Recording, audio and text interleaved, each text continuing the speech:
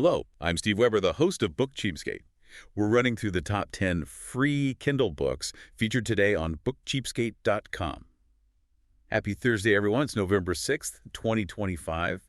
With me, as always, is my co-host and bookworm sidekick, Cassandra. Good morning, Cass. Good morning. Ready to dive into another batch of free reads? We've got quite the mix today. We sure do. 10 books, 10 totally different worlds, 10 genres, all free. Let's just jump right in, shall we, top to bottom? Sounds good. Let's start with number 1. Okay, first up is Little Fox Cottage. It's listed as a Pajaro Bay novel, and the genre is clean and wholesome small-town romance. Right, so we're starting off cozy. The main character, Bree, she's an aspiring chef. And she's got this task, right? Her mentor passed away, and she needs to take his dog, Maisy. Love the name. Yeah. She has to take Maisy to his twin sister way out in Pajaro Bay. So Bree expects this charming little village. Yeah. But it's not quite like that. Well, it is charming, but there's definitely something else going on. Mystery, odd neighbors, the usual small-town stuff, maybe turned up a notch. And of course, a handsome doctor with eyes like bittersweet chocolate.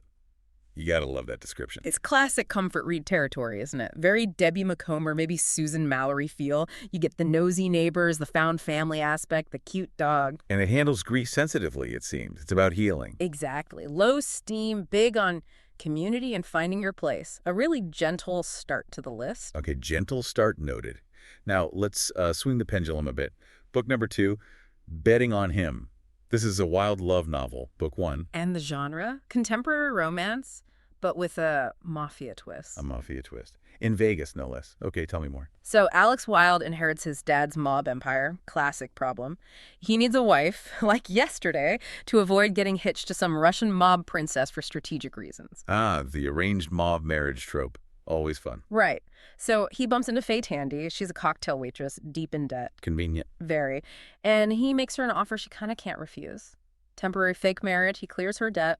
Okay, so fake marriage, mafia setting. Yeah. But the description calls it feel-good mafia romance. That sounds contradictory. It does, doesn't it? Like it has this old world Godfather vibe, but it's modern Vegas. And they call Alex a cinnamon roll hero. Tough exterior, Gooey center. Got it. So less breaking legs, more protecting the girl. Probably. There's still danger, mentioned dark limos, bodyguards 24/7, but maybe it's more about the protective alpha thing than actual grim stuff. It's a fantasy. Very specific fantasy, yeah. Yeah. Intriguing. Okay, let's move on to book number 3. This Moment. Moose Village series, book 1. This one's romantic suspense, but with a friends to lovers angle, and it's by Kelly Elliott, who's apparently known as the Queen of Small Town. Okay, Queen of Small Town doing romantic suspense. Interesting combo. Yeah, so our hero, Kean Carter, he's this burnt-out lawyer from a greedy NYC firm. He ditches it all to chase his dream-writing mystery novels back home in Moose Village, up in the Adirondacks. Good for him. Escape the rat race, write about murder instead. Exactly. And then he meets Katie Waterford. She's working at his aunt's bakery, known for her amazing banana bread, naturally. There's always amazing baked goods in these towns. Always. But Katie's got secrets. Big ones. Like FBI, CIA, murder kind of secrets. Her past starts catching up with her just as she and Kean are getting close. So the guy who wanted to write mysteries finds himself smack dab in the middle of one. Pretty much. It's that blend, cozy setting, the small town feel, but with real stakes, real danger, girl on the run, hidden identity. It's got a lot going on. Definitely sounds like a page-turner. Okay, from modern suspense to a true classic. Book 4, The Mystery of the Blue Train. Agatha Christie. Can't go wrong. Traditional detective mystery. And this one's set on the Blue Train, right? Calais to the French Riviera. Very glamorous. Super glamorous. Yeah. Roaring 20s. You've got a wealthy heiress, Ruth Kettering, murdered in her compartment. And her priceless ruby necklace. Gone. Classic setup. Closed circle of suspects, luxurious setting, kind of like Orient Express vibes. Exactly like that. Christie was the master of the impossible crime in a confined space. And who gets called in? Has to be Hercule Poirot. The one and only.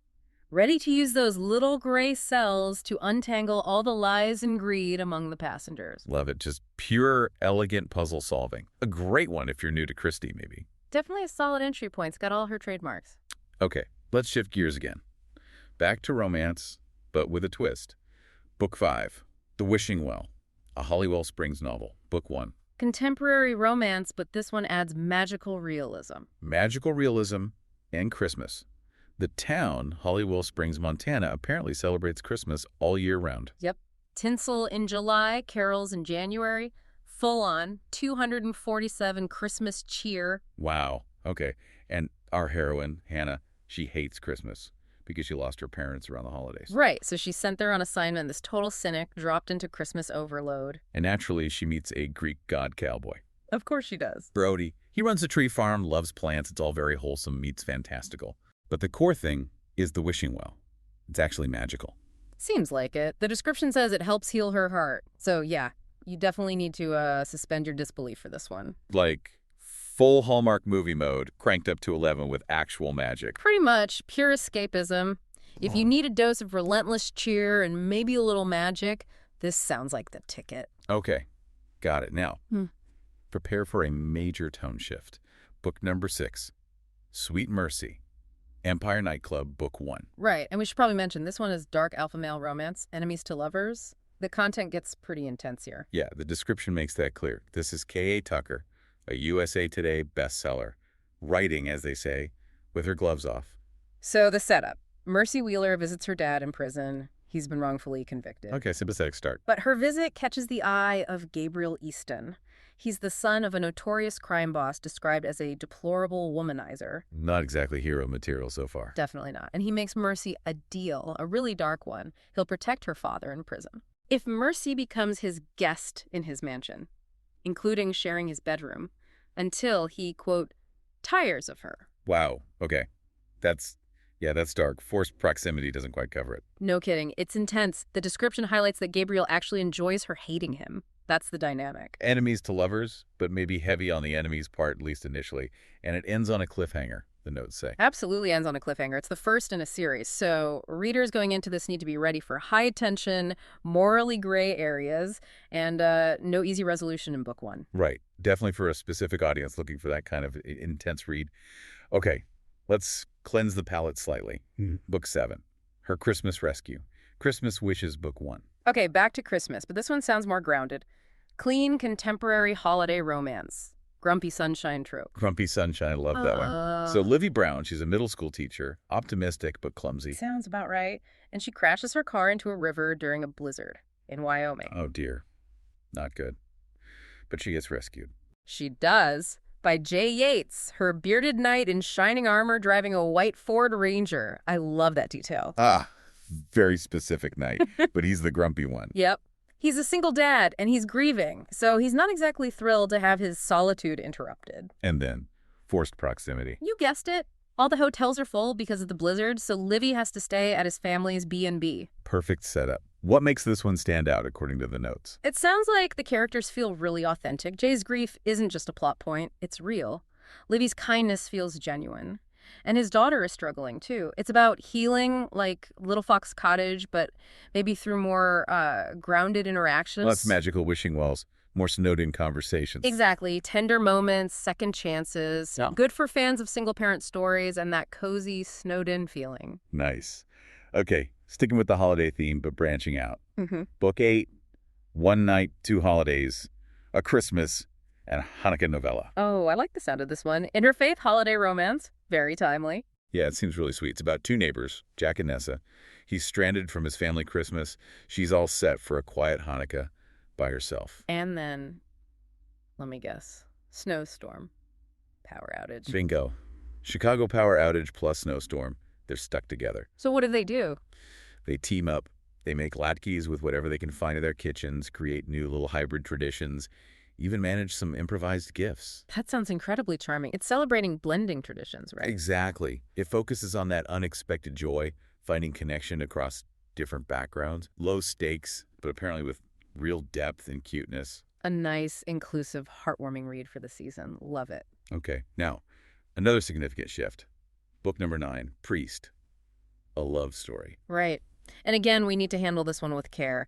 The genre is taboo romantic erotica. It deals with faith, vows, personal struggle. So definitely a serious tone here. Absolutely. No humor on this one. So the main character is Father Tyler Anselm Bell. He's 29, a Catholic priest. And he's already in crisis. The story starts with him confessing that he broke his vow of celibacy 6 months earlier, on the altar. Wow, that's Quite a starting point. His faith is already fractured. Severely. And then he hears a particular woman's voice in his confessional, Poppy Danforth, and that just shatters everything else. Well, the conflict is internal, right? His vows, his relationship with God, versus this overwhelming desire for Poppy. Exactly. It's described as exploring that intense conflict. C.R. Simone, the author, is known for what they call literary erotica. The prose is apparently achingly beautiful. So it's not just about the taboo, it's about the writing, the exploration of faith, duty, suffering, desire. Right, it's complex. Someone described it as theology meets kinkery, Okay. which gives you an idea. It pushes boundaries but aims for depth. It's definitely not a light read. Understood. A Yeah. very intense, character-driven exploration. Yeah. Okay, let's bring it home with our final book, number 10, The Mysterious Affair at Styles. And we end with another Agatha Christie. This one's special, though.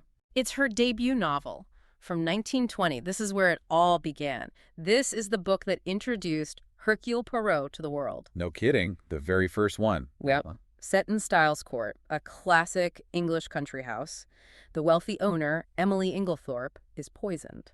And a young Poirot arrives on the scene. Well, actually, he's already there, staying nearby as a Belgian refugee from the war. Captain Hastings, the narrator, reconnects with him and ropes him into the investigation. Ah, Hastings, Poirot's Watson, essentially. And this book basically established the whole template. The country house, the limited suspects, the clues, the red herrings, the reliance on psychology, and Poirot's methodical approach. So this is historically significant, not just a good mystery. Hugely significant. It arguably launched the modern detective novel as we know it, and it's still a fantastic read. Clever, elegant, keeps you guessing. What a way to round out the list. From cozy villages and Vegas mobsters to wishing wells, dark bargains, and the birth of Poirot. Quite a range today. Definitely shows the incredible breadth of what's available, especially for free if you catch them at the right time. Something for literally everyone. Well, thanks for joining us today. And remember, if you want to download any of the books we've mentioned today from Amazon, visit us at bookcheapskate.com and you'll have all the links right there. But do it now before these deals expire. Who knows? They might even expire later today. And don't miss tomorrow's show. Very morning. It's all brand new. Cass, we'll do it again then. Looking forward to it. See you tomorrow. Until then, keep on opening new worlds with great books without blowing a massive hole in your wallet. And whatever you do, remember this. When you read, Your mind becomes its own kingdom.